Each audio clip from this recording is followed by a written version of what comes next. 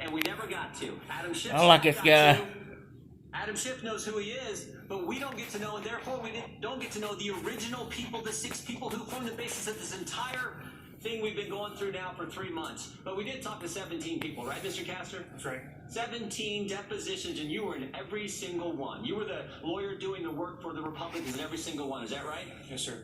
And there is one witness who they relied on and built their report around. One witness. Who would that witness be? As I read their report, it's obviously one witness. Who's that witness, Mr. Ambassador Sondland. Ambassador Sondland. I think you said earlier his name was mentioned, I don't know, what did you say? 611 times. 611 times. More than Lieutenant Colonel Vindman, the guy who was on the call. More than Ambassador Taylor, their first witness, their star witness, the very first hearing in the Intelligence Committee. They relied on Sondland, not the whistleblower, not the more than half a dozen people who informed the whistleblower. They relied on Ambassador Sondland. Why'd they pick Sondland, Mr. Castor? That's probably the best they got. Because that's the best they got. The guy who had to file an addendum to his testimony, the guy that had to file the clarification, the guy who said 2 weeks ago, sitting in the same chair you're sitting in, Mr. Castor, in his 23-page opening statement, he said this: unless President Zelensky announces an investigation into Burisma and the Bidens, there will be no call with President Trump, there'd be no meeting with President Trump, there'd be no security assistance money going to Ukraine. That's what Ambassador Sondland said. Mr. Castor, was there an announcement by President Zelensky about investigating the Bidens or Burisma? No. No announcement? No. Did President Zelensky get a call from President Trump? Yes. Did President Zelensky get a meeting with President Trump? Yes. Did President Zelensky get the money from the United States? Yes. They got the call on July 25th. They got the money on September 11th. They got the meeting on September 25th. Is that right? Yes. But the guy who said none of that was going to happen is the guy they built their case around. Yes. Is that right, Mr. Sondland? Answer, yes, come Okay, on. let me go to one other thing they built their case around. They built their case around a lot This of guy hearsay. with yes. And the best example of the hearsay, surprisingly enough, is Ambassador Sondland. Yep, It's hearsay. amazing. They built their case around this ambassador, and they built their case around hearsay. And the best example of both is Mr. Sondland, Ambassador Sondland, because he filed his addendum, his clarification, where he says this. We read this a couple weeks ago. We pointed this out a couple weeks ago. He says this in bullet point number 2.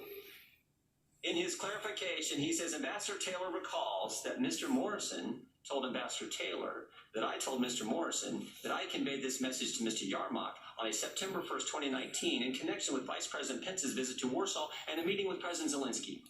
That's his clarification.